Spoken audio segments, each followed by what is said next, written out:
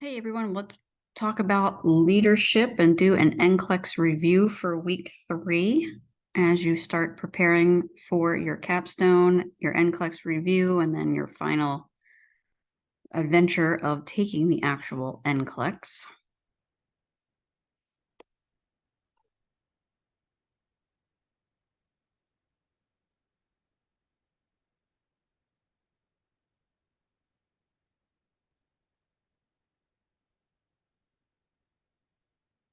Get to my notes that I wanted to have.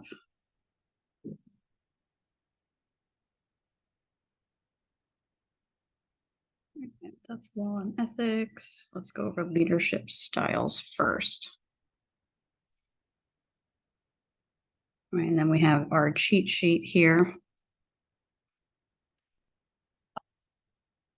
All right, so professional issues and professional standards are a portion of your NCLEX. And there will be questions that talk about management styles and delegation, as well as law and ethics. So your key things to review are management concepts, nursing delivery systems, resource management, and quality management. And management is a process used to make sure that a facility's objectives are met. And in nursing, management involves coordinating staff to accomplish the facility's objectives in the most efficient and cost-effective manner. And then we have some of our key points will be on your screen. So a nurse manager assumes 24-hour accountability for the nursing care that is delivered in their specific nursing area. Even when they are not there, they are still accountable for what goes on their unit. So a nurse manager's responsibilities are going to be policy and decision-making, adequate staffing for safe, effective client care, evaluating client care, doing client teaching activities, coordinating nursing services with other care services, supervising and guiding the staff members, evaluating staff performance, participating in recruitment and retention, providing new staff members with orientation, ensuring that staff members participate in continuing ed, making sure that staff education is appropriate for each member's assigned responsibilities. They have a lot to do with planning and implementing budgets for the department, and they encourage staff participation in the policy and procedure development and quality monitoring. Now, there's different kinds of management styles that you will read about when you start doing your NCLEX review. And each manager directs their staff using a different management style. An effective manager commonly uses one or more styles. And at times, staff should participate in the decision-making, and at other times, staff participation is not appropriate. So the most commonly used styles are the ones you see on your screen. We have autocratic, where decisions are made with little or no staff input. The manager doesn't delegate any of the responsibilities. We have laissez-faire, where there's little direction, structure, or support provided by the manager. The manager abdicates responsibility and decision-making whenever possible. Staff development isn't facilitated. There's little interest in achieving goals for adequate care. We have a democratic. Staff members are encouraged to participate in the decision-making process.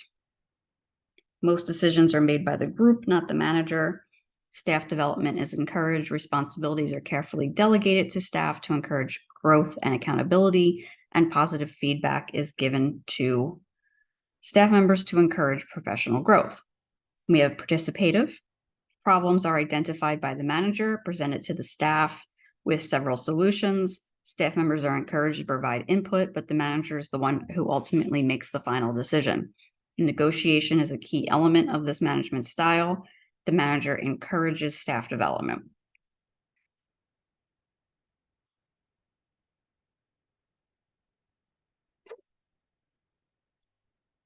So an effective nurse manager recognizes the valuable role played by nursing leaders.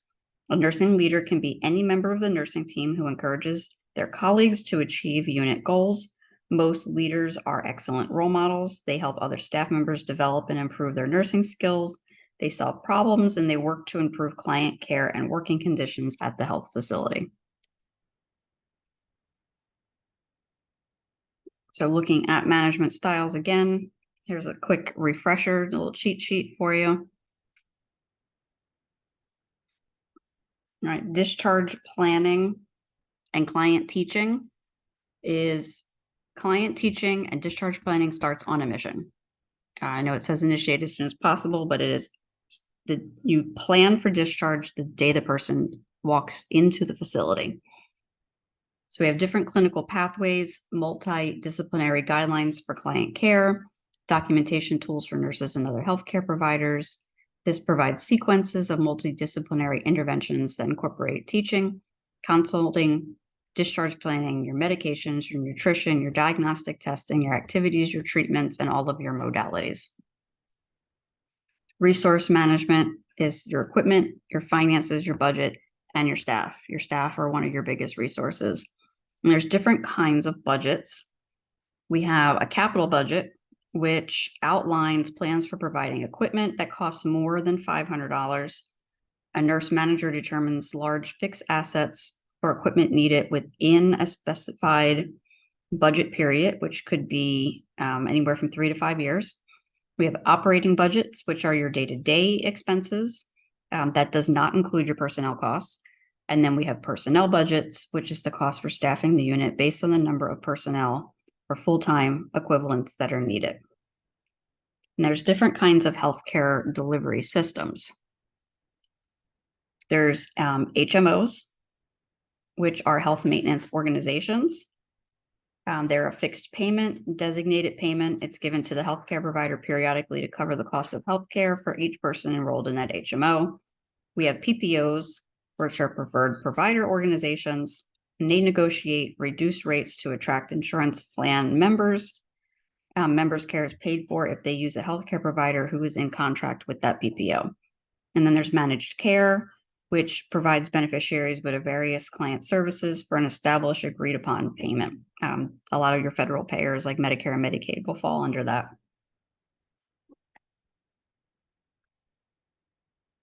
So let's talk about delegation, because that's one of the big things you're going to be doing as a registered nurse. And an important thing as a nurse manager is to have effective delegation, and that's entrusting a task to another staff member. This helps free the nurse manager from tasks that can be completed successfully by somebody else and allows them to focus on other tasks.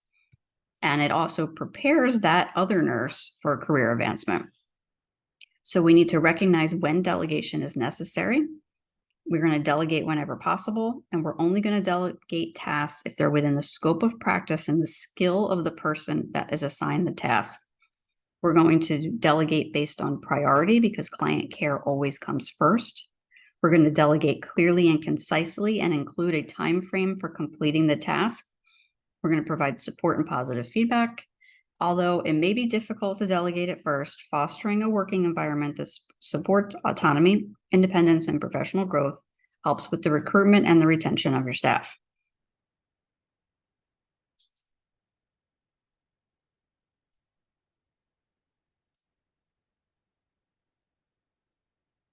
So the nurse manager makes sure that discharge planning and client teaching are initiated as soon as possible. If a client is admitted to the hospital as an emergency, client teaching should begin as soon as the client stabilizes. For clients with a planned admission, discharge planning begins before the hospitalization. If a client requires a non-emergency surgery, they'll be taught about the procedure and their post-operative care before they actually enter the facility for their admission.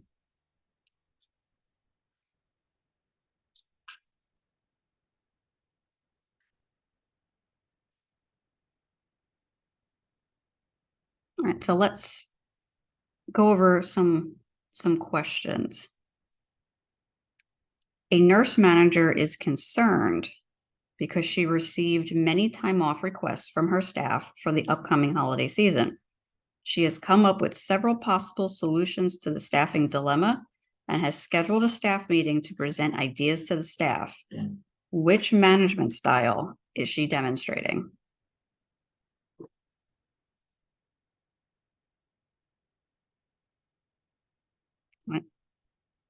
If you chose participative, you would be correct. A participative manager identifies problems, prevents staff with several possible solutions, and solicits group ideas about the problem solving.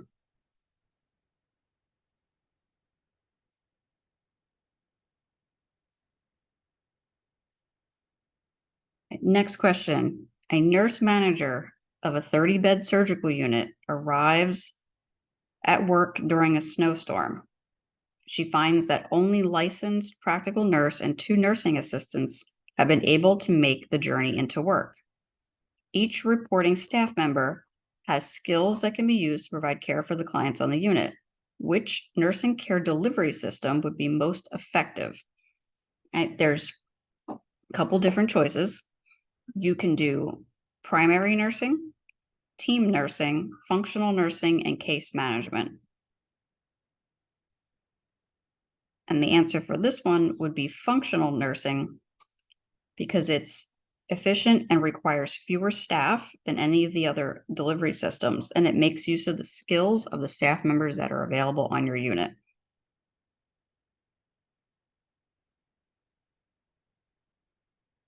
All right, let's see what else we have going on. Talking about laws and ethics. So we need to know the importance of your Nurse Practice Act. You need to know the importance of obtaining informed consent.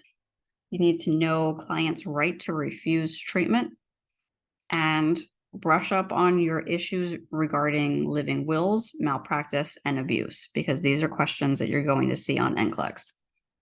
Safe, effective nursing practice requires becoming fully aware of all of the legal and ethical issues surrounding the professional practice.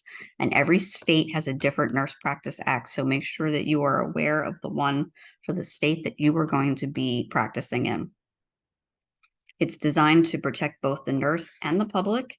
It defines the legal scope of nursing, and it excludes untrained and unlicensed people from practicing nursing. You have to attend a accredited institution, you have to sit for your licensure exam, and then you have to pass your background check and submit all your documentation to your state to get licensed.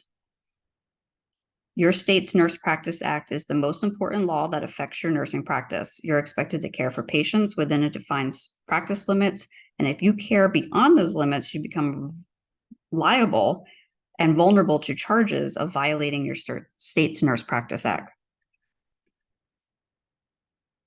So a lot of states, they have their conditions and requirements for licensure. You have to meet those qualifications, pass your NCLEX.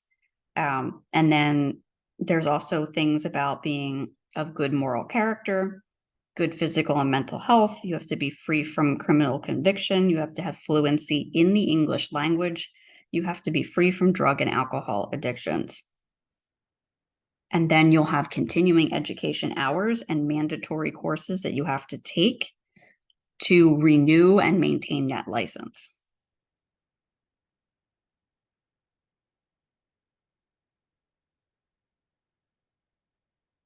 So a little bit of a cheat sheet for you to put in your notes. Nurse Practice Acts are the most important law. There's one for every state. They're designed to protect the nurse and the public. They outline the conditions and requirements for your licensure. They require completion of basic nursing education, and they define your requirements for renewing a license. Now let's talk about informed consent. Your client's right to be adequately informed about a proposed treatment or procedure. Responsibility for obtaining informed consent rests with the person who will perform the treatment or procedure. And that is a big one, because a lot of times you will see a registered nurse be handed a consent form and walk into a client's room and obtain consent. And that is not informed consent, because they are not the person who will be performing the procedure. And it is not appropriate for them to get that signature. Client should be told that they have a right to refuse treatment without having other care or support withdrawn because they are refusing a particular treatment. So in that informed consent, it's going to have a description of the treatment. a description of the inherent risks and benefits that will occur with the treatment, explanation of the potential for death or serious harm, if that is possible, or disfigurement, for discomforting adverse effects, alternative treatments or procedures. They discuss what would happen if they chose not to go through with the procedure. They also should have the name and qualifications of the person who's going to be performing the procedure. And as an RM, you can witness the informed consent, that the client voluntarily consented, that their signature is authentic, and that they appear competent to actually give consent. So any mentally competent adult may legally refuse treatment if they've been fully informed about their medical condition and the likely consequences if they refuse. And some clients will refuse based on freedom of religion or cultural beliefs. You may encounter like Scientologists who will not take on anything that requires any kind of opioid pain medication, or possibly a Jehovah's Witness who does not want to take a blood product. So grounds for challenging a client's right to refuse treatment: if the client is incompetent and there's compelling reasons to overrule a client's wishes, when the refusal endangers the life of another, when a parent's decision to withhold treatment threatens a child's life, or when the client makes statements indicating that he wants to live, and when the public interest outweighs the client's rights. We have things called advance directives. Make sure you look those up. They're a legal document that provide information about the client's wishes in the event that they become incapacitated. It includes a living will and a durable power of attorney. Those are different. Make sure you look up the difference between them. A living will specifies wishes about medical care, including treatment options. Durable power of attorney designates another person or a proxy to make decisions for the client if they become incompetent. I know you guys have all learned about HIPAA. Came enacted into federal law in 2003, protecting the privacy and security of medical information. We used to have a lot of paper charts, and eventually we started to move into computerized charting. So we needed a federal law to help protect the portability of that information. Protected health information is anything that can be identifiable. So client's name, date of birth, social security number, their demographic information, their billing payment information, things about their relatives, employers, or photos of their procedures. Make sure you know all of your rights for medication administration. To guard against malpractice liability, you have to know your right drug, your right client, right time, right doses, right route, for the right reason, and the right to refusal. Nurses have the legal right not to administer drugs that they think will harm a patient. Make sure you always, always, always ask if the patient has any allergies. Don't rely on the admission nurse to have put them all in accurately. Right. So negligence and malpractice is something you're going to see questions on. Negligence is the failure to exercise a degree of care that a person of ordinary prudence would exercise under the same circumstances. So if you can sit and in front of a judge and they'll put one of your peers who's of equal licensure, it's a failure to do the things that that other nurse would have done in the same circumstance. So we have to meet 4 criteria. The person owed a duty to the person making the claim, that the duty was actually breached, the breach resulted in an injury, and the damages were a direct result of that negligence of that healthcare provider. Now, malpractice is talking about the specific type of negligence and violation of professional duty or failure to meet the standard of care or failure to use the skills and knowledge of other professionals in the same circumstances. And under this falls documentation errors. As new nurses, we tend to either over document or under document while we're still kind of getting our feet wet.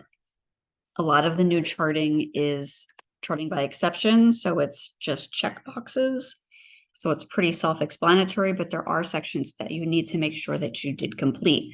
Because if you did a service or care to a patient and you did not document it, then you did not do that care. You may have given the best Foley care and prevented a decubiti or pressure ulcer, pressure injury from forming on a patient. But if you did not document that you did the Foley care and that you turned the patient, then you never did it. So in the future, if they go a couple more shifts and a pressure ulcer forms, they'll go back in the charting and see that you never turned your patient.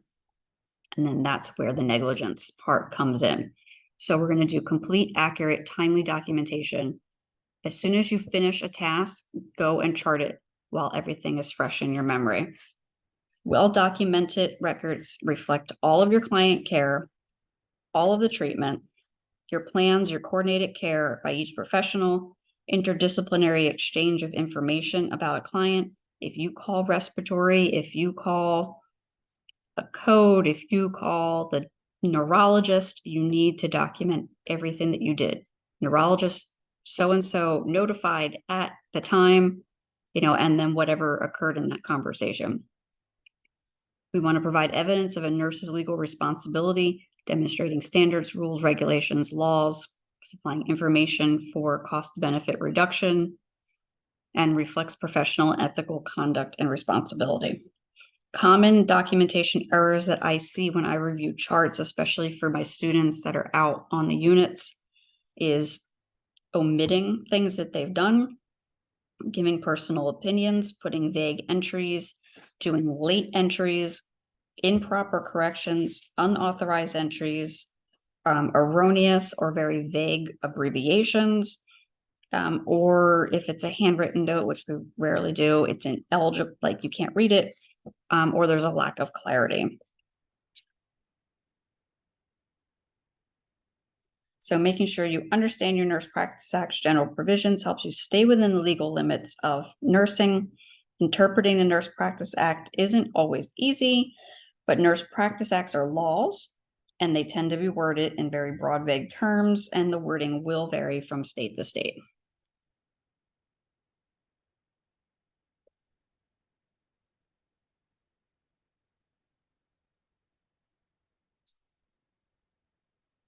All right, so let me see if I have any questions.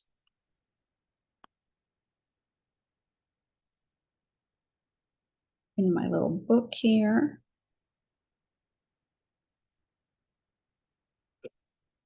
So a nurse is working at a busy hospital takes steps to challenge an assignment that may not be within the practice limits for that nurse's state where she works. Which law defines the limits of each state's nursing practice? We have contract law, nurse practice law, National Labor Relations Act, Food, Drug, and Cosmetic Act. And the answer would be the Nurse Practice Act, because that's the most important law that affects nursing practice. A physician orders digoxin 4 milligrams IV for a client who is in rapid AFib. How should the nurse proceed? Assess the client's apical heart rate and then administer. Administer the 0.4 milligrams IV because the physician most likely meant to write that dosage. Question the physician about the order, or administer the dose and then monitor the patient. And the answer would be 3, because as a licensed professional, the nurse has the legal and ethical responsibility to use their own judgment when providing care to the client. Therefore, the nurse should act independently and question the physician's order, because that dose, 4 milligrams, is 10 times what the typical dose for DIG would be. So if the nurse administers this dose, she would still, or he would still be held accountable for the error, even though the doctor wrote the order and the pharmacy verified the order. So it made it through 2 other people before it got to you, and you were supposed to be that third set of eyes before you walk into a patient, because it's part of your 5 rights in making sure it's the right drug and the right dosage for the right reasons. All right, one last question. Client is admitted to the hospital with a closed head injury. He's unconscious. He requires mechanical ventilation. Which document will most likely be used to make medical decisions for this client? Will it be a durable power of attorney, a power of attorney, advance directive, or a living will? And then the answer is a durable power of attorney for healthcare. That designates a person who is willing to make decisions for the client when they are incompetent to do so. And this differs from power of attorney, which requires a client's ongoing consent and deals only with financial concerns. So it's a difference of wording, and you'll see that on NCLEX where two answers will be very similar, and one of them is right and one of them is somewhat right. So you have to choose the one that is the most right. In this case, durable power of attorney is the right wording. A living will is another form of an advance directive. So if you were to see that advance directive and living will, they're the same thing. So I would just eliminate C and D automatically and then sit between A and B and make a decision. One last one. A Jehovah's Witness is admitted to the hospital with an upper GI bleed. Physician orders 2 units of packed red blood cells to be administered over 2 hours.